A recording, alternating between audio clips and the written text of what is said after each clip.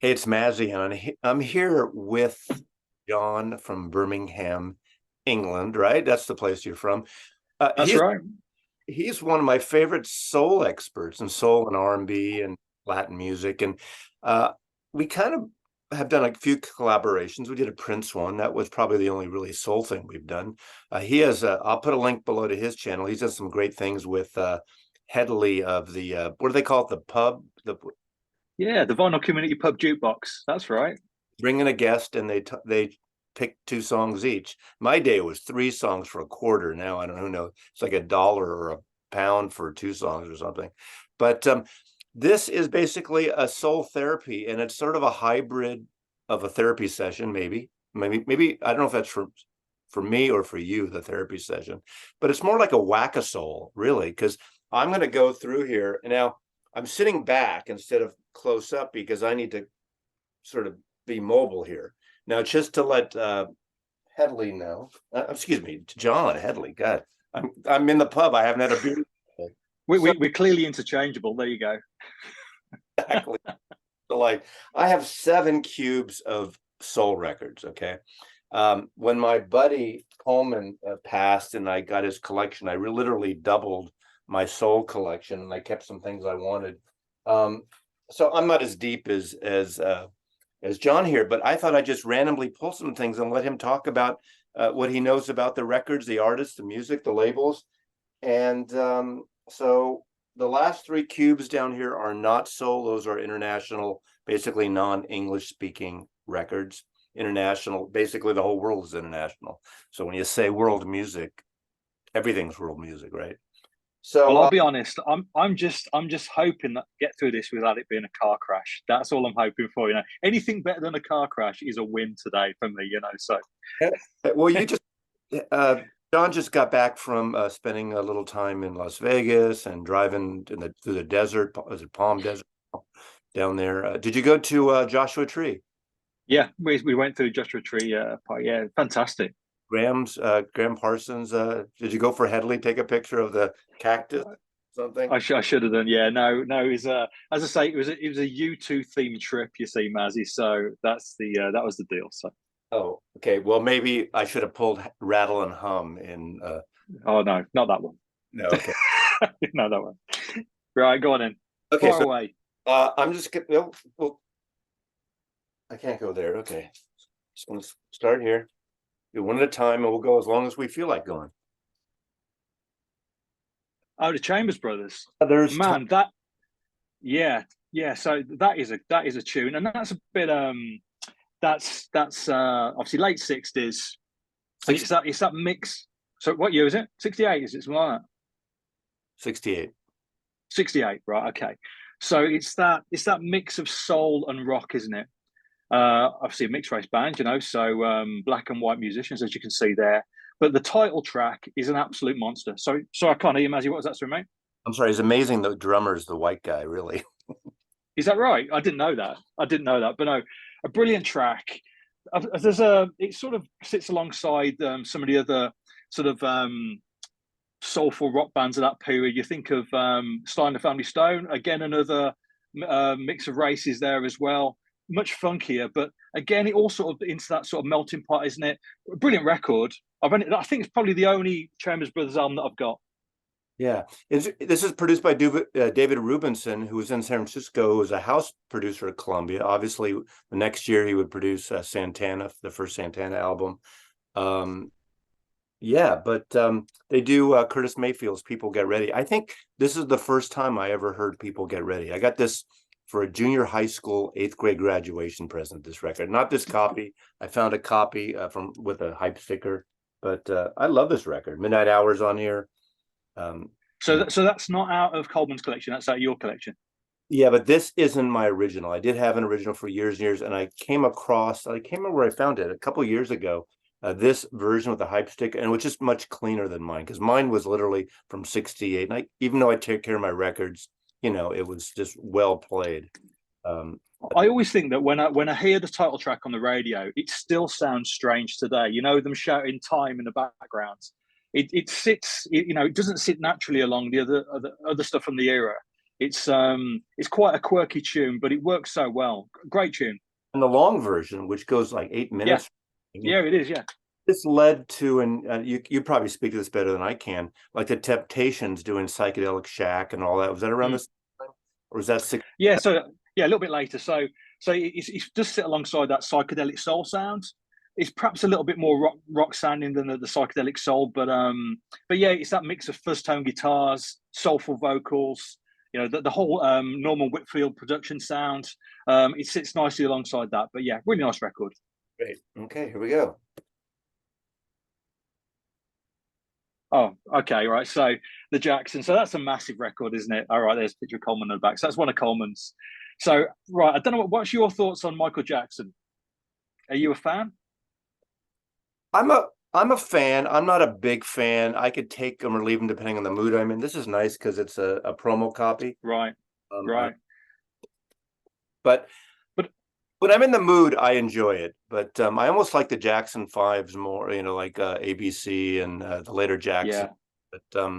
But of course, I mean, when they first appeared in, I think probably 1970 with "I Want You Back," ABC, all that sort of stuff, they were absolutely huge, weren't they? I mean, they really were one of the flagship bands for Motown Records. You know, throughout the '60s, you had the likes of the Supremes and the Four Tops as being the big artist, the artist that the label focused on. But you get into 1970, and all of a sudden you've got the Jackson Five, and I think the songs at the time were written by Berry Gordy, and it's a credited to the corporation. So they were basically looking to deliver songs for the Jackson Five that were gonna be #1 hits. You know, they weren't happy with just them getting top 40 or top 10 hits. The idea was that this band were going to be given the best tunes so that they could deliver #1 records. Now, obviously, they subsequently left Motown. Is that on Epic? Is it? This is Epic Columbia. Yeah. Okay. Epic. Yeah. Okay. Yeah. And of course, they continue to have the success, and obviously Michael Jackson just went massive, didn't he, with Off the Wall? But that's a good record. I mean, it's not the same standards as Off the Wall, but it's a good record. Yeah. Now, when they first came on Motown, when they first were announced or debuted, didn't it say like Diana Ross presents the Jackson Five? Wasn't that a hype thing? I think that's the idea, wasn't it? And of course, later on, they Michael Jackson appeared in The Wiz with her, didn't they? So she was almost like a mother figure to him. Yeah, but there you go. Yeah. All right. Here we go. God, I'm looking at what you're picking out there. I mean, what's this going to be? So it's a good record. I mean. Oh yeah, so you can't. So in the UK, that's got a different sleeve. The Come Together album. I love these records from late '60s, early '70s. Ike and Tina Turner, and they're always cheap, Mazza. So whenever you see them in the bins, pick them up. Now, Tina Turner, her voice at that point is just incredible. Such power, such soul. I mean, she could sing anything. Whether it be rock music, soul, R&B, blues. She had it all, and I appreciate. We all know what happened with Ike and Tina. Looking back now, but musically as a partnership, they were incredible. And if you ever go get yourself on YouTube, you've got a spare half hour or so, just look at those clips of Ike and Tina Turner performing with the Ikettes, all those dance moves, just the energy. I mean, that's the thing about it, Tina Turner, it's the energy in a voice, such power, just a brilliant performer. Yeah, and as I say, any of those records from the late '60s, early '70s, always cheap and incredible records. You know what the Beatle connection is on that album? Did I do Come Together? There we go. Okay, of course you do. Here you go. Well, it's called Come Together, so as a give it away,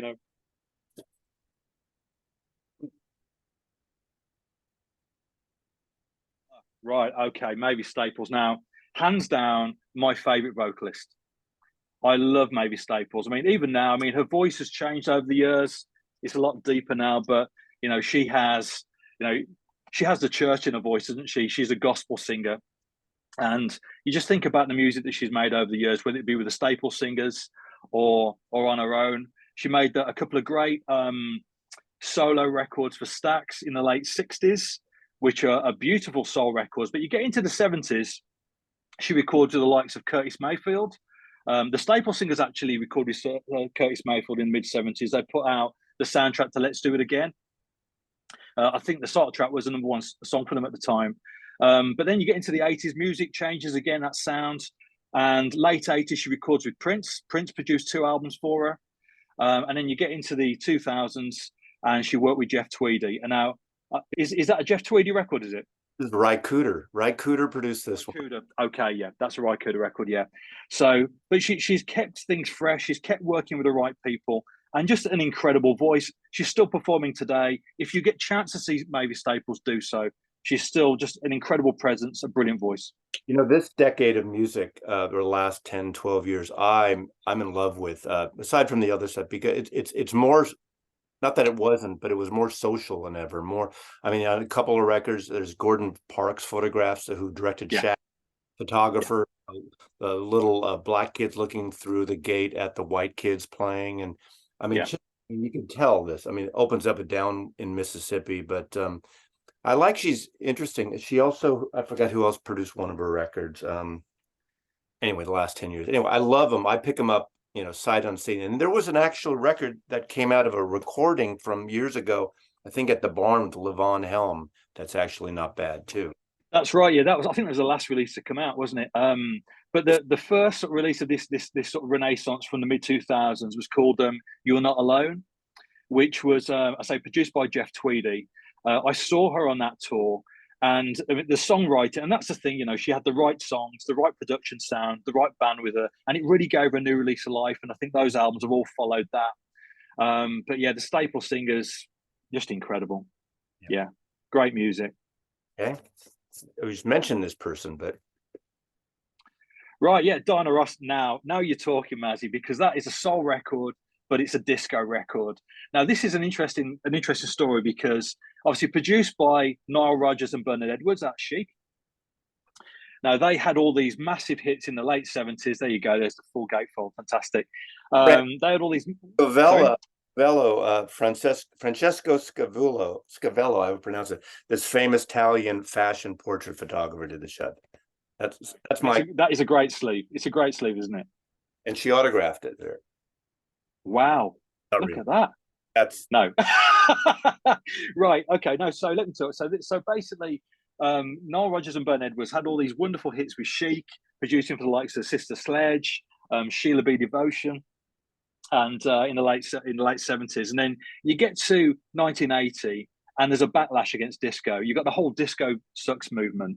But in the meantime, they'd recorded this album with Donna Ross, and what happened? The record was completed, and then Donna Ross and the label sort of turned their back on it a little bit. They didn't like the fact that it sounded so disco because they were worried about the backlash that was happening. They didn't want Donna Ross to be tainted with the same brush, in effect, you know. So what happened was they remixed the record, or certainly remixed some of the songs. They slowed them down a little bit. They took away a little bit of the disco feel, and that's how it came out. Now, years later, there is a double version of that where you've got both lots of mixes. But of course, the big track on there is Upside Down, which is a perfect single. I think it's probably a #1 in the US, actually. I think, you know, just from memory. But it's an absolutely incredible track. If ever you see Donna Ross touring now, or if ever you see Nile Rodgers touring now, they both play the big tunes from this album because, you know, they were huge at the time. And, you know, despite the label and despite Donna Ross's fears of what was going to happen, they, you know, those songs were huge. Okay, well, there you go. I don't know that record very well. That was again from Coleman's. So I played it once. I played everything, but there's some I just don't know as well. So you're bad. I knew you would nail this. Man, this is nerve-wracking. All right, okay, and Peebles, yeah, that's a great record. Telling it, obviously on Hi Records, nice promo. Love that, Mazzy, fantastic. So does that open with "Come to Mama"? Is that the first track? You're a professional. You should do this. No, what? I should do it with my own records. It'd be a lot easier. Yeah. So I mean, that is it'd be great.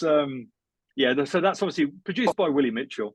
That's the hard thing, doing with someone else's collection. It's easy to do in your own collection.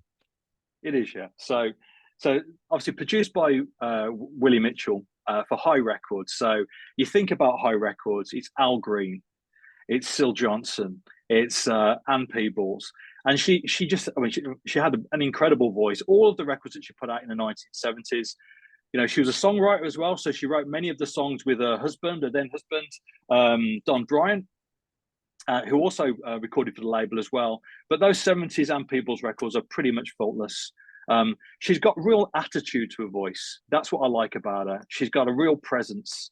There's not many female singers that have got the same sort of sass that she's got in her voice. Yeah, really, really lovely stuff, and that's a great record.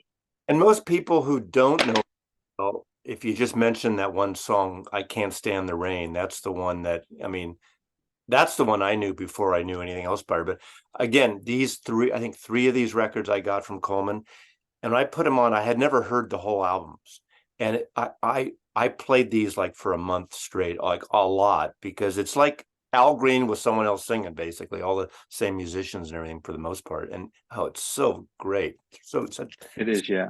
And I think William Mitchell as a producer, he just did something right, you know. So yeah, and I suppose it must be the physical location where they're recording at the High Studios, because all of those records have a similar sound. You know, I love the horn sound on those records. I always picture it I always imagine that the recording session was physically hot, and you know, just the pace of the songs are quite slow. They've got a groove to them. It feels like everybody's, you know, in there sweating. That's what it sounds like to me. That's how I picture it when I hear those songs. You know?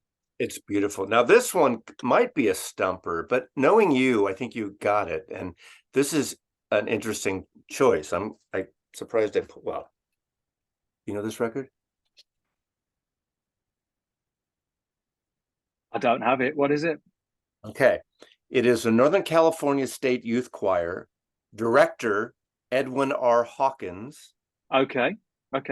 "Let Us Go Into the House of the Lord, Church of God in Christ." This was put out by the church in Oakland, California. This was the original pressing of this. And of course, this became huge with "Oh Happy Day." So it does feature a Happy Day, does it? Yeah, and this is, Okay. this is the version with soloist Dorothy Morrison. Yeah. So talk So about, have you? you certainly know Yeah. that. Have you seen the Summer of Soul film, the Questlove film? Yeah.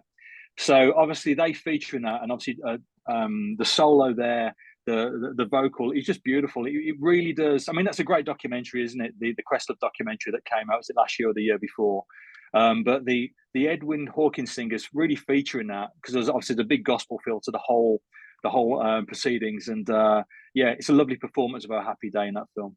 It's so amazing how this gospel song became such a massive, like, top 40 hit in America. I don't know about the UK, but it was Yeah. huge. And later on, when George Harrison got sued for "My Sweet Lord, He's So Fine" and all that, he lost, and then he kind of got it back, and it was overturned. But one of the things that was influenced, he goes, "I was influenced more by 'Oh Happy Day' than the chiffons, or It just sits so nicely alongside the soul music and the obviously the music which focused on the civil rights at the time. It really does knit in nicely with that music, and it's all part of that scene, isn't it? But that song must have earned so much money. "Oh Happy Day." I mean, yeah, it's an incredible amount of money. yeah. I just like the. I mean, I don't know when Coleman got this version. I don't know if it's the original, but it looks like something that's, for additional copies, send add 50 cents for postage to, so Oakland, California, and so Yeah. it's in beautiful shape. So Yeah, anyway, so I have albums by the Edwin Hawkins singers, but I've never seen that before. So I'm assuming that must be an original pressing of that. looked at that record store so the guy could take it up to the front and tell you it's like $100, but it's because it's That's not. right. That's right. Yeah. Yeah, that was hard work. That was. Okay. Oh, here we go. All right. Okay. Yeah. Ray Charles. Now, obviously, I make videos, as you mentioned before, with Headley, who's a big country music fan, and this is sort of where we meet in the middle, because this is obviously country and western music. Ray Charles, he made two of these albums, didn't he? Yeah. And yeah, so that melding soul music with country music, and as the '60s went on, there was much more of it. But he really started that thing and brought the two together. And it was a massively influential record at the time, without doubt. Sold in its millions as well. Yeah. Big hit. Fun record. Yeah, I mean, Ray Charles, again, we're talking about, I was saying about Ike and Tina Turner. Those late 60s, early 70s records are always cheap. And it's the same with Ray Charles. I don't know why they're always passed over, but if you see Ray Charles records, particularly 60s Ray Charles records in the bins, pick them up. They're They're very always cheap. good value, and all the music is brilliant as well. Yeah, they're very cheap here. There were some in the Dizzy collection. I think I put a couple of packages together because people would buy like 10 for $10 or whatever, $20. Yeah. Something. Yeah. Okay. So are you a fan of that record, Mazzy? The Ray Charles? Yeah. Yeah, I have in fact a big CD box set, the complete country. Yeah. I mean, a lot of that stuff I have on CDs as well, but I've had that. I mean, since the 70s, we used to play in the record store, that kind of stuff. Yeah. Anyway. Yeah, beautiful stuff. Right, okay, Donna Summer. Now, that's not my favorite Donna Summer album, I must admit, but it's it's prime disco, isn't it? I mean, for me, Donna Summer made probably one of the most important records of the last 50 years with "I Feel Love," the Giorgio Moroder produced dance tune, because that is a record which I would say has influenced more people than punk music ever did. It's music is still being made on the back of that sound today. It's an incredible record, and her vocal's great. Prior to that, you've got the "Love to Love You Baby" tune and album as well, which was totally unique sounding at the time. A lot of hits, Hot Stuff, Bad Girls. Yeah. But they're more pop, I mean, I wouldn't say they're necessarily groundbreaking, but those two songs in particular, I think, well, certainly "I Feel Love," it changed the face of music.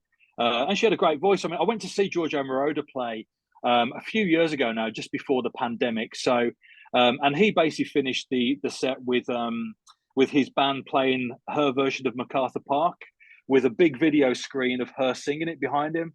And it was a lovely moment. Obviously, it's, a great tune, obviously, Richard Harris and Jimmy Webb, etc. But it was a nice moment. But for anything, probably the best disco, best dance record of the last 50 years, "I Feel Love." So Donna Summer, brilliant.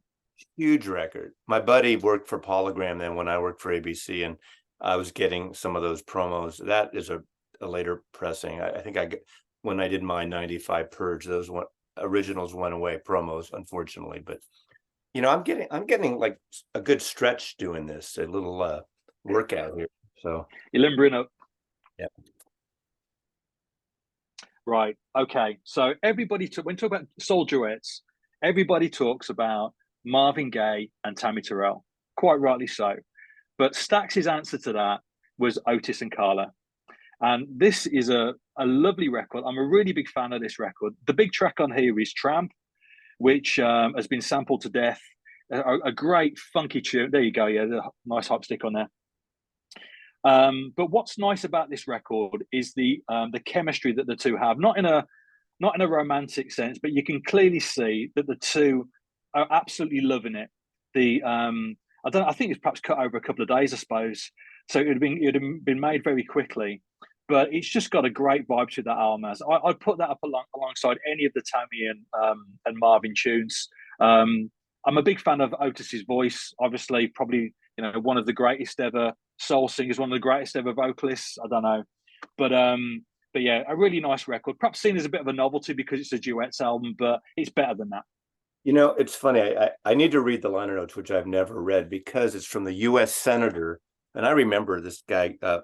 He was actually a moderate Republican, but Honorable Howard Baker of Tennessee wrote the liner notes, which is such a weird ass thing when I think about it. This is probably what is 67, 6? Yeah, it would be 67, something like that. It's I don't know whether was it put out before or after he died. I don't know. I'll have to look that up. But it can't be far either way, I suppose. But yeah, a really nice record, and I suppose this in effect is the label cashing in on their individual successes. Put them together, see what happens. Unfortunately, what came out is a lovely record. I'm enjoying this. I hope you're enjoying it. You're kind of getting like stimulation of your brain, of your musical soul brain. Okay, yeah, Roberta Flack. Now look at that cover. Now, I've had loads of copies of this record over the years, purely because whenever I find them, they're always knackered. you know, this must have sold an absolute shed load back in the day because of the title track being such a big hit. But she had an interesting voice, because if you buy her records, she's probably classed as a soul singer. I'm not sure whether her records are always soulful. Her voice is a little bit too technical sometimes for me to sit in the same bracket as the likes of Aretha, or, you know, Mavis Staples, or whoever, or Carla Thomas we just spoke about. But she made some really nice records. I prefer First Take, which opens up with Compared to What. I think that's her best record, and that is an incredible record. But that's a good record, Killing Me Softly. Was that Very after good. the Swiss Movement version of Compared to What? The Oh, I don't know. It's the same song, isn't it? Yeah. So the Les McCannon. Yeah. What you got, Mazzy? Oh, Aretha Gospel. Okay, I've just mentioned Aretha. So it's one of Coleman's. Aretha. Anything that she recorded in the 60s or 70s is worth buying. Now, have you seen the Amazing Grace film that came out a few years ago? Yes. Yeah. So you just got, well, first of all, starting off looking at her band, Bernard Purdie on drums. You know, you've got Cornell Dupree on guitar. It's an incredible band she's got with her, and her voice is absolutely spectacular. There she is at the back there. Yeah. When the Amazing Grace album came out, it's interesting that they mix up the track listing. So I think the song that opens the film is a track called Holy Holy, whereas I think on the actual Amazing Grace album, it's sort of buried halfway through side 2. And just hearing those songs in a different order, a different context, almost gave them a new lease of life. And seeing the film as well was wonderful. You know, you see the likes of the Rolling Stones in the audience. But she's still, is it still the biggest selling gospel album of all time? Something like that, isn't it? It's it's an incredible success. I'm assuming that contains much of Amazing Grace on it, does it? Well, this one was recorded in 1956, and oh right, okay, reissued in 1982. So this is it says selections contained have been previously released on part of Chess album 1009 or whatever. So those are songs that were they're recorded for Chess, were they then? These were recorded in the New Bethel Baptist Church in Detroit. Oh right, I assume looking at the packaging that it was an 80s release with therefore cobbled together of other stuff. But yeah, she sporadically recorded gospel throughout her career, even in the late 80s into the 90s. She recorded gospel music. But yeah, I mean, just what an incredible voice. I mean, you know, is she the greatest singer ever? I don't know. You could certainly make a case for it. Could be. Personal choice, not that. It could be. It's subjective, isn't it? It is, yeah. Mine was Ella Fitzgerald, but it's a whole different thing. So, Okay, Bill Withers, yeah. So this is an album that, well, it's just a stone cold classic soul record, isn't it? The album that he put out before that is a lovely record as well, but that is the one. That's the one with the big hits on it. Use Me, Who Is He and What Is He to You? The live album that came out shortly after as well at Carnegie Hall features a lot of those songs. Is again an essential purchase for any soul music fan. But yeah, that record. Sorry, I don't have it. The live album. You should have it, Mazzy. It's a brilliant recording, one of the best live albums ever recorded. But that album is brilliant. What is it? 10 tracks, every one of them killer. Yeah, you can't go wrong with that. Okay. Stretching. Okay, is that Wilson Pickett, right? Okay, which album is it? Right, so Wilson Pickett's a funny one because he recorded some brilliant music, but from what I understand, he wasn't a particularly nice bloke, right? So what happened was he went down to Stax. Jerry Wexler sent him down to Stax, and he recorded with the Stax House bands, and he recorded tracks like In the Midnight Hour. And Wilson Pickett, just being the arse that he was, fell out with the band, and it pretty much put paid to any other Atlantic artist going and recorded at Stax. You know, they certainly had a good thing going on for a while anyway, before the whole legal thing happened. But from a musical point of view, you had Atlantic Records distributing Stax artists, and you had Atlantic Records artists going to Stax and being recorded. And obviously some great music coming out, stuff like Seesaw by Don Covey, In the Midnight Hour by Wilson Pickett. But Wilson Pickett put paid to all that with it by his appalling behaviour to the Stax musicians. But a great voice, obviously full of energy, but you almost feel that he could have had a longer and better career than he actually had. You know, he could have continued to make records of that quality, but you know, he just wound that many people up. He fell out of favour with so many people that he sort of lost his way a little bit in the end. Yeah, my generation, I mean, when I was kids and we had a band on Top 40 radio, you know, Midnight Hour, in the Midnight Hour was everywhere. And we even covered that, you know, the white kid bands were covering that because it was a great song. Okay. Well, you mentioned the Chambers Brothers earlier on. Obviously, you mentioned it's on that album that you showed, the first Paul that you showed. So, you know, it's a classic of that period, isn't it? Everybody was having a go at it, but great song. I just think that Wilson Pickett, you know, he made some lovely records in the late 60s, but into the 70s, it could have continued to be a great career, but it sort of petered out. Right. Okay. That's you're preaching to the converted here. You're singing to the choir. So this is Come from, what's this, 1993, 94. So this is the first album that came out after the greatest hits. These hits 1 and 2 that came out in 93. Now, this is a bit of a contentious record because this was part of the reason for Prince splitting from Warner Brothers. So he recorded 2 albums. He put together 2 albums, Come and another album called The Gold Experience. And he wanted Warner Brothers to put out Come, and he wanted them to let him put out The Gold Experience on his own label. Now, when Warner's heard The Gold Experience, that was the commercial record.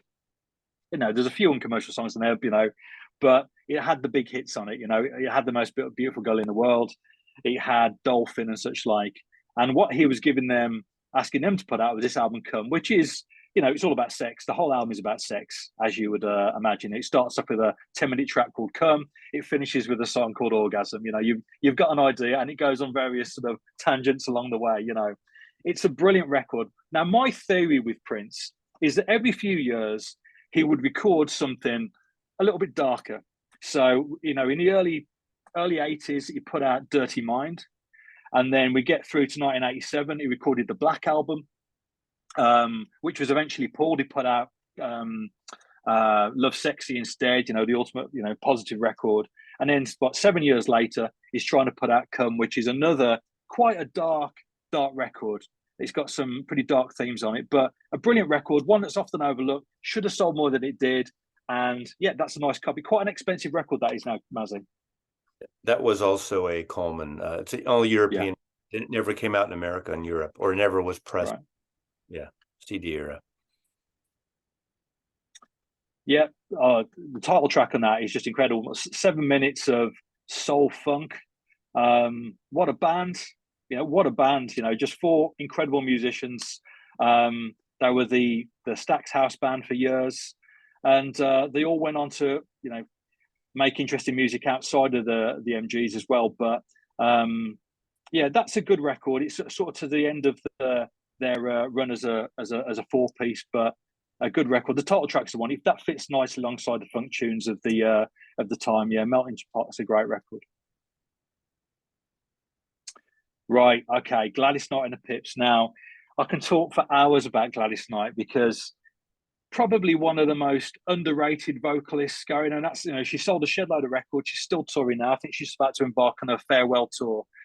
But, you know, when it comes to female soul singers, the likes of Aretha Franklin gets the plaudits, whereas Gladys, her voice was just as good.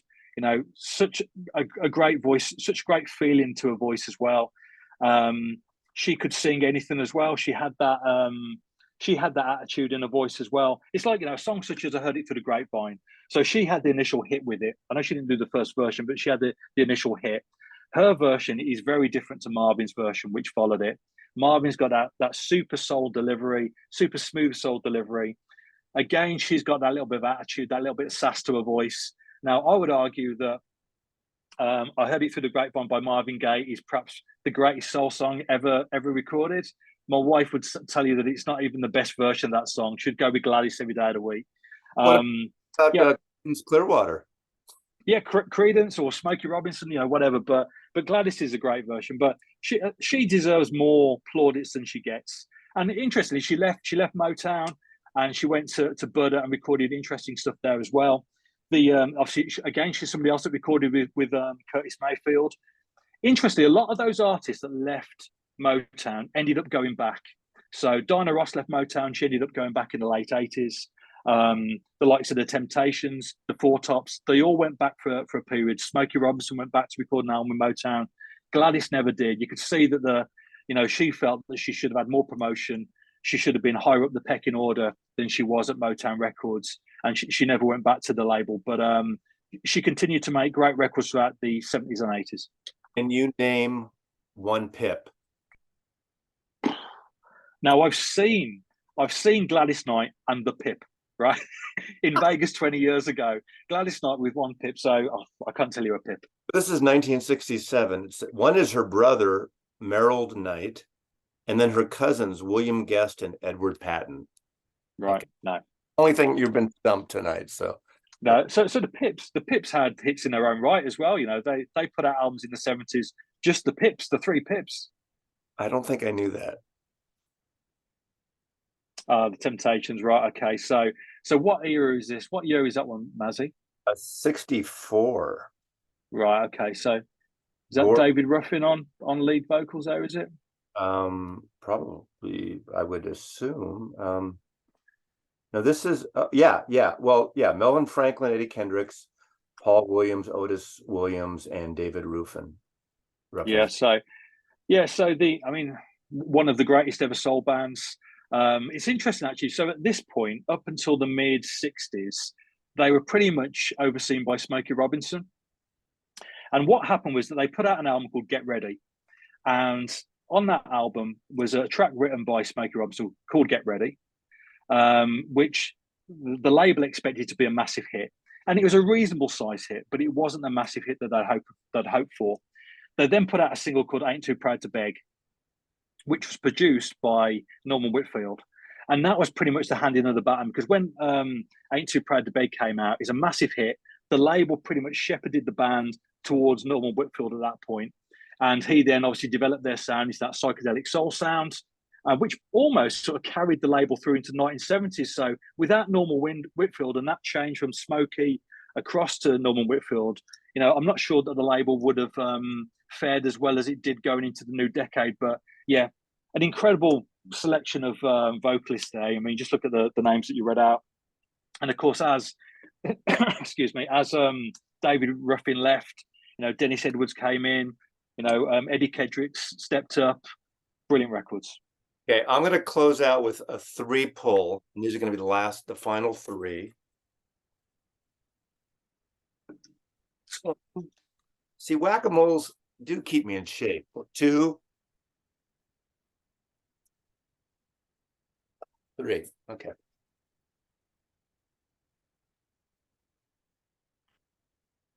Okay, yeah, fantastic. Now that is a great record again, Philly International. So we talk about Motown in the 1960s, Philly International, the whole Gamble and Huff sound, a much smoother Philly-based soul sound. Obviously carried the genre throughout the 1970s. This is a brilliant record. The title track, of course, probably their most famous song. I was listening earlier on to Angie Stone's track "Wish I Didn't Miss You," which samples the Backstabbers, intro, and that's just as good as well. So a sign of a good track, the fact that it can be sampled so easily and used so well. But I love the records that the OJs made in the 70s. Really good records. Love Train too. Yeah, Love Train, yeah, of course.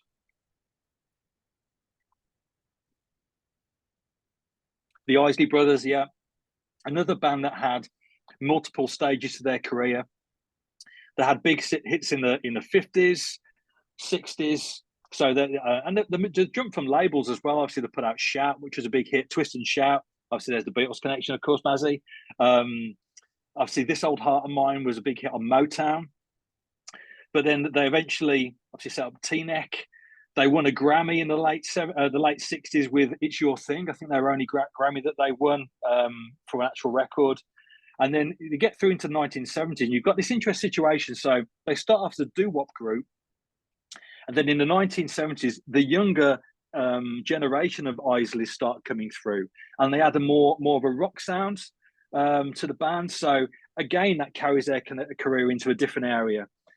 So with hits like Summer Breeze, obviously the cover, was it Stills and Crofts?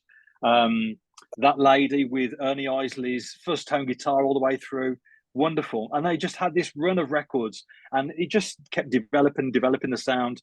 I think almost the idea was for their sound to almost take on some of the rock bands at the time, like Led Zeppelin.